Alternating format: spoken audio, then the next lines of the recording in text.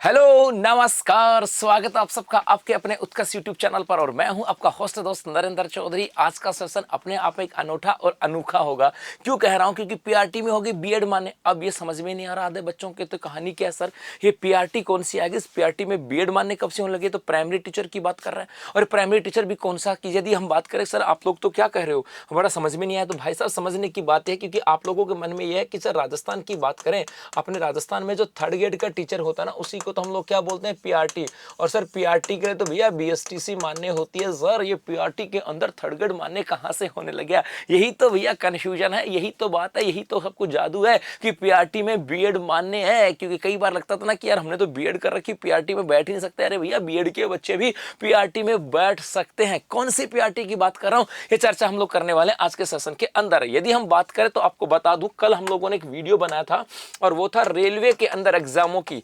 Railway में कुछ vacancy यहां पर आई थी, और रेलवे के अंदर जो वैकेंसी आई थी वो आई थी आपके फर्स्ट ग्रेड की बात करें, सेकंड ग्रेड की बात करें और थर्ड ग्रेड की बात कहां करें। फर्स्ट ग्रेड की बात करें, पीजीटी की बात करें, सेकंड ग्रेड की बात करें, टीजीटी की बात करें, और थर्ड ग्रेड की बात करें तो पीआरटी की बात करें। तो यहाँ पे तो ठीक था, यहाँ पे तो पीजी प्लस बीएड होना चाहिए, यहाँ पर ग्रेजुएशन प्लस बीएड होना चाहिए, उसके बाद पीआरटी थर्ड ग्रेड था। और यही उम्मीद थी कि भैया ऐसा ही होगा कि इसके अंदर बीएसटीसी कंपलसरी होगा। लेकिन यहाँ से देखो, यदि हम बात करें, अपने यहाँ पर आई थी कि भैया 18 से लेकर के 48 साल तक इसके अंदर फॉर्म भर सकता है। और यहाँ पे कहा गया था कि मिनिमम एजुकेशन की बात करें क्या चाहिए, तो कहा गया पहले लाइन पढ़ोगे कि थी कि 12वीं पास हो, और ये 12वीं पास भी कितने परसेंट मार्क्स के साथ, 50% मार्क्स के साथ, और उसके साथ साथ 2 year diploma in elementary education. मतलब आप 12वीं 50% के साथ 12वीं पास हो, और साथ साथ आपके पास 2 साल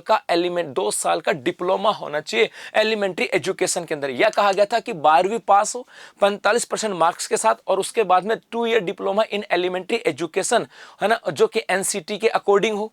यह कहा गया था कि 12वीं पास हो एटलीस्ट 50% मार्क्स, और 4 year bachelor of elementary education. यदि आपके पास 50% मार्क्स है 12वीं में, लेकिन 4 ईयर का बैचलर ऑफ एलिमेंट्री एजुकेशन है, बीएड की बात करें वो है, या आपके पास 12वीं पास है 50% मार्क्स के साथ, और 2 year diploma in education special education की बात करें, वो भी आपके यहां से भर सकते हैं। या ग्रेजुएशन है, अगर देखो अब यहां से स्टार्ट हो गया मामला। अभी तक तो 12वीं पास समझ रहे थे, लेकिन कहा कि ग्रेजुएशन हो और 2 year diploma in elementary education हो, मतलब आपने ग्रेजुएशन भी कर रखी है, और यदि आपके पास 2 साल का एलिमेंट्री एजुकेशन का डिप्लोमा है, तो भी आप प्राइमरी रेलवे टीचर की, पीआरटी की बात करें, प्राइमरी रेलवे टीचर की फॉर्म भर सकते हो। या graduation with at least 50% marks, graduation होनी चाहिए 50% मार्क्स के साथ, और बैचलर ऑफ एजुकेशन बीएड भी हो। इसका मतलब है यदि आप 12वीं पास हो और आपके पास डिप्लोमा इन एलिमेंट्री एजुकेशन है तो भी ठीक है।